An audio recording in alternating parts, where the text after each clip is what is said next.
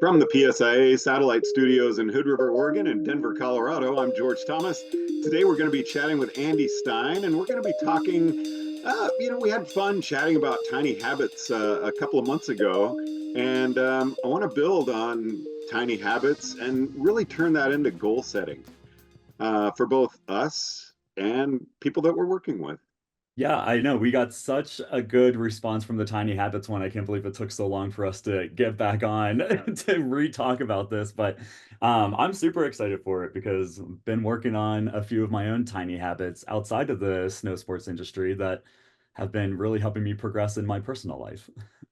It's because I like asking questions, not answering them, Andy. We actually kind of this came about because you had mentioned that you wanted to get going to the gym more. Mhm. But you changed that topic and you wanted to get better at volleyball. So I'm going to let you kind of take that away a little bit and we'll go from there. Yeah, sure. Well, the change really happened. I mean, I tried to get to the gym as much as possible. Keeping up with physical health is super important. But life gets in the way sometimes, and I find myself ebb and flowing in and out of the gym. Sometimes I'm there very consistently for 6 weeks, and I go several times a week for those 6 weeks. But then something happens, and I fall off the wagon a little bit, and then it's like, oh, well, I needed a break anyway. And then 2 weeks goes by, 3 weeks goes by, life just gets in the way, and I'm like, oh, the gym isn't as important. I'm still feeling really good. But then it gets to be about a month, and I'm like, well, what the heck? I haven't been to the gym in so long now. What do I need to do to get back in? Because now it's overwhelming. Now I don't want to put in the effort. I've lost all this muscle mass. And it's like, well, where do I start? And I was just telling you, I was like, I just hopped in my front room. I got some free weights and I just started doing some abs and some curls. And that was my tiny little attempt at getting back into the gym because it made me feel just slightly stronger and slightly more better or in a better headspace to be able to go back to the gym and actually feel successful there. So let's start with that because you said a lot of words that are really important to this topic. One that really stands out, overwhelming. Mm, mhm. You're doing something that you want to do. And even then, that can become overwhelming where it's just like, I can't do this. I wanted to go to the gym more. So I actually took a class in how to teach an indoor cycling class. Hmm. And when a job opened up, I was like, aha, I'm going to apply for that. And now I have a free gym membership and I get paid to exercise. That's amazing. And that's kind of why I switched my topic from gym to volleyball because volleyball is what I'm doing so much more of right now. That is just, it's a combination workout of me doing small things to get much better at volleyball, but also jumping around, hitting, just maneuvering the court and the grass fields a lot, So that has kind of been my supplemental gym, if you will. But think about this, going to the gym actually might help you in your development as a volleyball player. Absolutely. So, to keep that from getting overwhelming, and let's think back to the New Year's resolution, I'm going to lose weight. Well, how much weight are you going to lose? Hmm. I want to go to the gym. That's a great goal, but it's not specific. So part of that, we talked about SMART goals: specific, measurable, attainable, relevant, and timely. Hmm. And so maybe every week or, break it down to weekly where it's like, okay, Sunday's here. It's time for me to make my SMART goals for going to the gym. And again, you're thinking, go to the gym. I've got all this other stuff going on. So cut it down to 2 days. This week on Tuesday, Thursday, I'm going to go to the gym at 7 o'clock at night. I will work out for 30 minutes. Sounds All of a easy enough. sudden, that vast, I'm going to the gym, but I've got all this other stuff going on in my day. I don't know where I'm going to fit it in. You took just a minute to go, I'm going to go on these 2 days, specific days, and you're going to make your schedule fit so that you can go there at 7 o'clock. And 30 minutes, that doesn't sound overwhelming. Maybe you can only go for 15. I don't know. But going there and making that part of your routine is really important that you get there and you do it. Maybe you go and you balance on a physio ball and you just chill out and you're like, hey, I'm actually relaxing and I'm here. Maybe I can work out another part of my body, whatever it is. But you made these very specific, and therefore it can become more attainable because you've set it out to just much more specific than going to the gym. Does that make sense?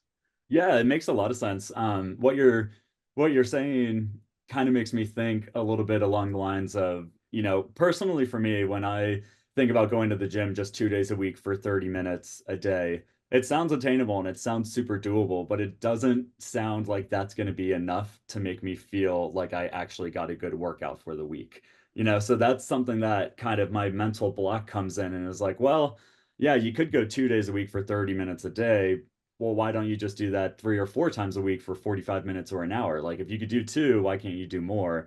And then, I just kind of get stuck in that snowball effect. And the same thing happens, and it's Friday, and I'm like, shoot, I didn't go to the gym because I got too overwhelmed again and I got too busy with work and I just didn't do that small habit. So, when you're talking about that, it makes sense, but that's what pops into my mind first is like, yeah, I could do that. That's a bite-sized chunk. That's easy, but that doesn't really get me that full step of the way to the goal that I want. And that's a mental shift that I have to change. And that's kind of what I'm working on with this. And part of that mental shift could be okay, 30 minutes. If you use that effectively, you can get in a great workout in 30 Mhm. minutes. We could hurt really bad on an indoor bike in 15 minutes if you want, or five. True. But hurting really bad doesn't necessarily mean you got a good workout. Right. So, in that 30 minutes, maybe if you were to work with a coach or personal trainer or just get some input on what can I do in 30 minutes to increase my upper body strength or whatever it is that you really want to put your focus into, and you get in some very effective and efficient workouts, you can do a lot in 30 minutes. Even better though, you're going there, you're making time to go to the gym twice a week because that is attainable. Okay, I can go even if it's only for 30 minutes. Yeah, I want to work and learn what I can to make that an efficient and effective 30 minutes, but you're there. Mhm. And that is building a habit in itself because, okay, this is my gym night. You know what? Now I've got Tuesday and Thursday. I think I can actually work in Monday this week, but only add one day. Mhm. Um, or I go to the gym on Tuesday and Thursday, and then I do workouts at home on Monday, Wednesday, and Friday.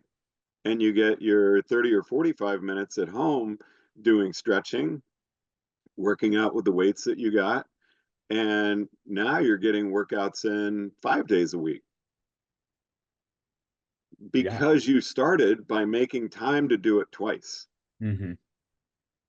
No, that makes a lot of sense. And I think that's why I almost wanted to do the shift from gym to volleyball because I think what you immerse yourself in, it makes it so much easier to do more of that. And the gym, sure, I like to immerse myself there. It's fun to just be in shape and be physically fit. But I don't know if my motivation is what, to just bulk up, to thin out maybe, to just be able to, run or lift whatever weight. But, when I think about volleyball, volleyball is just so much fun for me. And I've really wanted to get better at every position in volleyball. I've normally been an outside hitter. But I've joined another league a little bit lower down so I can be the setter and so I can practice on my setting and actually be good for the more advanced team that I'm on. And then additionally, I was like, I really like volleyball and want to get better. So I joined another league. So now I'm on three volleyball leagues. And that kind of got crazy and overwhelming, which is another reason why I haven't been hitting the gym as much. But the volleyball is supplemental. And the other volleyball league I'm on is just twos in sand, it's doubles sand. And playing double sand makes me such a better hard court player. And then playing a different position than I normally play has just opened up my mind to the possibilities of what there are on the court. And I feel like I have taken some of those tiny habits and turned them into some goal setting because I was like, oh, I want to play volleyball. I'm going to do it more. So I did it more. And then I wanted to get better. So I started playing at the park more. And I overarchingly like wanted my goal to be a good all-around volleyball player. And so I'm kind of just chunking away at learning every position and getting good at every position and trying a few different variations of volleyball, whether it's twos, fours, sixes, indoor, outdoor, sand, grass. And each little tidbit of volleyball that I do is making me overall a better volleyball player. So I thought that, talking about the tiny habits way back when, has really helped kind of relate volleyball or helped to relate it to volleyball for me.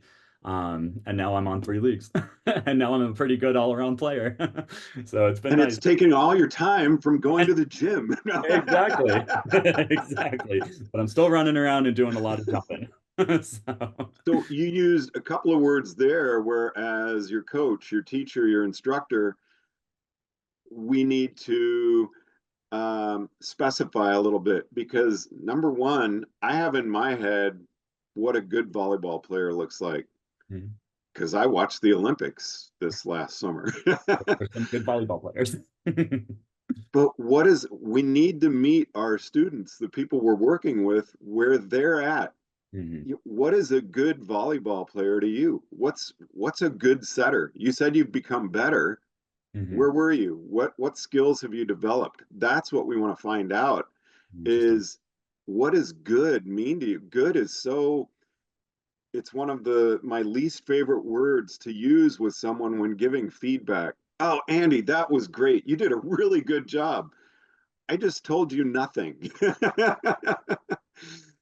Because I'm Hey, you not feel being good? specific with my feedback. Because maybe good to me is terrible for you. You're like, Mhm. good? That was like the lamest set I've ever made. But that's where, if we're getting into this, we need to find out what skills you want to work on that will make you good at setting. It's at every position on the court. What can we do to meet your definition of good? And Mhm. so finding that out about our student is really important. And it's knowledge that we really have to be an effective teacher. Um, and I wasn't kidding about getting better at volleyball, very well could entail going to the gym and working on a number of different exercises there that will then translate into your volleyball skills and help you become much better at volleyball.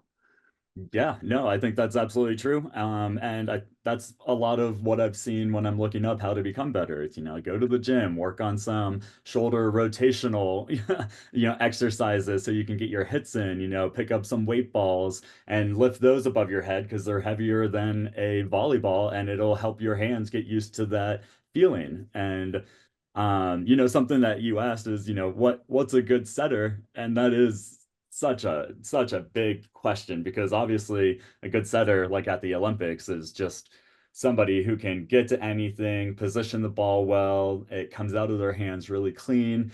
But to me, a good setter is like just let's hope I can get there and let's hope I can get it to a spot where you're able to hit it and do something with it. But that's a really interesting question. Back at you for the, I said some trigger words and you said something along those lines that made me really think like, oh, what is a good setter to me? What is my goal here? Where did I start? Where am I now? And kind of what is the end goal for me as a setter or as a hitter, or as any position. But that's a Well, great and I'm question that I loving haven't the thought of. feedback you're giving me because in my head, setter is what you showed me with I'm working with a heavier ball. But Yep. as you were talking about it, I was like, wow, I think the first thing I would want to work with you on in setting, you said I need to get anywhere as fast as I can on the court, is your vision and your quickness. And how fast are you moving laterally? Maybe you're weak moving to the right. I don't know. Mhm. As a coach, I want to see can you move in all directions equally? Are you good going forward? Do you need work backing up? I mean, how, and then getting set to make your set. Mhm. What's your kinesthetic awareness when you're out on the court? And that's what we want to find out about our people when they're sliding on snow is the best expert on Andy is Andy. It's not me. I have no clue about your volleyball skills but hearing you talk, one, I really want to watch you play because I do want to see what you're doing at the different positions on the court. Yeah. I'm fascinated by this discussion, the topic we're on, but I also love watching all sports because, think about our movement analysis and everything that we're doing there. That's one of the things that really attracted me to ballet.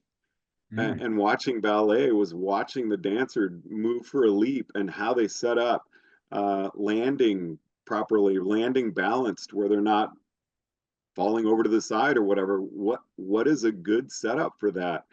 And there I use the word good, but it's like, what is a proper setup to actually remain in balance and be able to perform a move?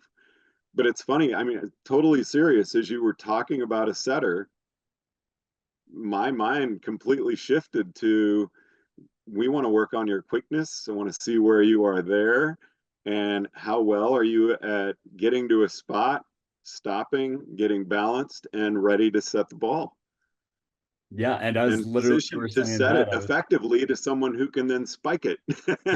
yeah, I know. That's the goal. But yeah, as you were talking, I was like, wow, I haven't even really thought about my kinesthetic movements to the left or the right or the front or the angled, and getting into the correct position so I can get my platform correct to be positioned under the ball so I can have a good angle to throw it wherever I'm throwing it.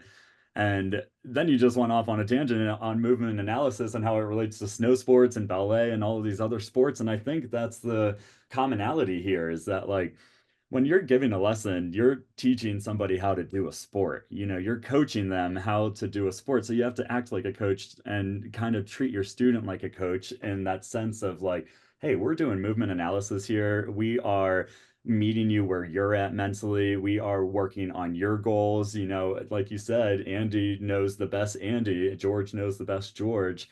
And that's the only way that we can kind of help a student or a person who wants to get better at skiing or snowboarding or whatever get better is almost by helping them with that mind shift of like, hey, yeah, you're coming out here to get a lesson, but we're coaching you on a few really specific things that could really help you and that you can apply in a couple of areas of your life. Exactly. And that's why, we were talking about splits early Yep. before we started recording. And you can teach a really effective lesson with a large split in your class, working with someone, terrain. There are things we can do on our technical skills on very easy terrain that are very difficult to achieve. And it can be a lot of fun working with people at different levels, and really zooming in on each of them on easy terrain because you can have some real learning taking place there. And when you see a breakthrough happen with an advanced skier and you're teaching on very beginner terrain and really challenging that person, it's a lot of fun and can be very rewarding for everybody involved. And yeah, again, I love this topic, and meeting the person where they are is so important. Hmm. But again, and it starts with, you use the word good. Well, what does What's that mean good? to you? What is a good setter? What's a good serve in volleyball? Hmm. And I want to know what you want to accomplish in that by asking a very simple question. So this is making me think a little bit because I think the topic is a little student centered at this point, but I think there's so much that instructors can also learn from tiny habits and miniature, not miniature, but small goal setting. And so how can an instructor use this for their student? How can they use tiny habits to change how they deliver, not a critique, but deliver, ways to do something different? How can they use their tiny habits to get to know a person or to get to know a group or to teach a group lesson, et cetera, et cetera? So here I'm going to back up a little bit because a tiny habit, again, it's really, we're talking more about a smart goal in this point. It's setting a very specific goal that's attainable, and by calling it a tiny habit, it's taking that very generalized goal and breaking it down into something that our student can see a change. And then we really want to be able to, and here's where to me the tiny habits come in as well, celebrate small wins. Mm. And um, like with you, Andy, I would really want to work with you on, well, I would want to see your quickness and agility right off the bat. Since that's, the first thing we were talking about, and that came up, it was like, okay, that's where I would want to see you. Would you be able to, um, if we came up with, we're having an hour-long coaching session in volleyball, which I know nothing about. I officiated intramural volleyball in college. You know enough. So, yeah, I know a little. Yeah. But again, I need to meet you where you are, and I want to know your definition of good. And with my Mm. person sliding on snow, yep, I want to be a better snowboarder. Okay, well, where are you right now? What are you doing? And what do you want to improve at? You said you were just talking with someone and they had a first time lesson and that didn't go too well. You spoke with someone else and they enjoyed skiing, but there were no specifics. And that's fine, but what do you enjoy about skiing? What makes it fun for you? And what are the things that you really like? What are things that maybe you're not liking so much about it? Mm. And that's where we can start to get into the, okay, well, here's some things where we could make some changes and see some things happen there. And maybe we're working with our student by, you can see a difference in the right and the left turn, ski or snowboard. Um, and you see that there's a muscular imbalance or something, or um, maybe we can do some things with them to strengthen this body part, whatever it is. Find something specific that that person can work on and set some smart goals around it where they make the time to do it and can actually come back and maybe they stay in touch with you. Maybe you set up a text with that person, which contact is really good to continue with our students. I like staying in touch with people to see how they're doing throughout the year. And just, I still get contacted from 2017 when I was at Beaver Creek. That's One, awesome. hey, are you back at Beaver Creek? No. No. But they still bring up some techniques that we used and some things that we played around with, and it's fun and it's rewarding to know you had that kind of an impact on someone.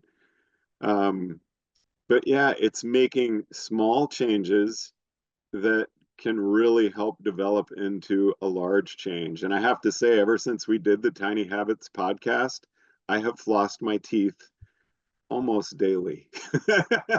Just one tooth? Nope, All teeth. all of them. Nice.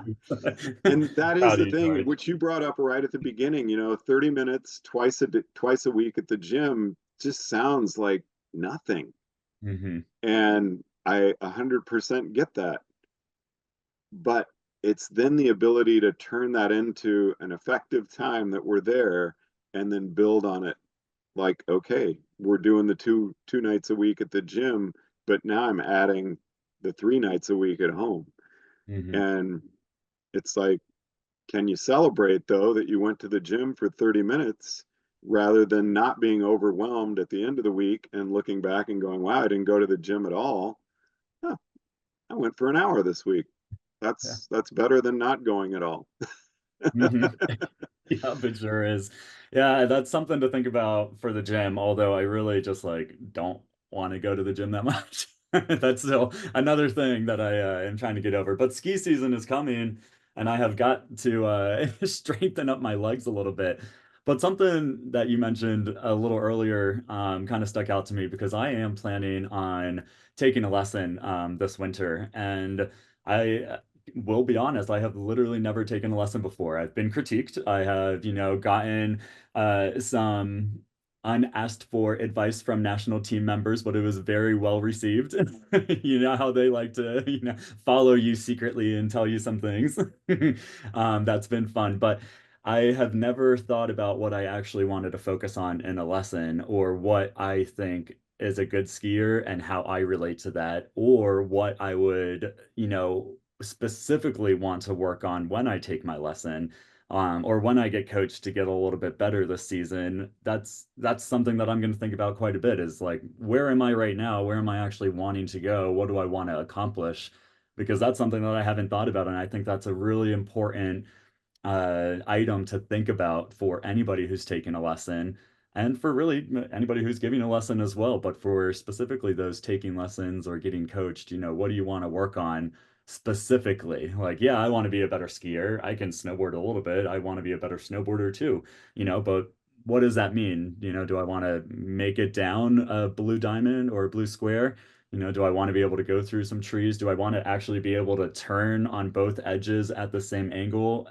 What do I want to do? That's something that I'm going to actually have to think about quite a bit ahead of my coaching session that I get. I have a lot of fun, and I don't get scared when I'm on blue runs. I really enjoy skiing those, and I would love to have the feeling, that same kind of feeling when I move to a black. Yeah. Okay, what is it that makes you feel comfortable on the blue runs? And why do you feel uncomfortable on the black run? Well, I feel like I get out of control, especially when I turn to the right. Okay. Yeah. That's specific. Mhm. So, and that as an instructor, those are things we often will see. And, but to have somebody be that aware Mm. is actually just kind of a treat. But it's good to get people kind of, I hate using the word mindful because I think that's become such a buzzword, but at the same time, being present and really putting focus into what we're doing, what we're saying, what we're experiencing can be a really good thing. Yeah, absolutely. I mean, that just comes down to, we don't have an endless amount of time on this earth. So what you're doing, you need to be able to get something out of it and be able to, apply it in other areas of your life, or at least do it to make you happy or to give you a positive experience. So I completely agree with that. Mindfulness is, yeah, one of those little buzzwords, but if you think about the true definition of it and think about how it can be applicable to your life and the rest of your life, and how you can just make good moments out of everything that you just put a little bit more thought of into, it'll just give you a better outlook, help you help other people, help you help yourself, and ultimately just provide a better experience all around. Andy, I can't give a better conclusion than you just did. Amazing. Yeah. Mindfulness matters. It does.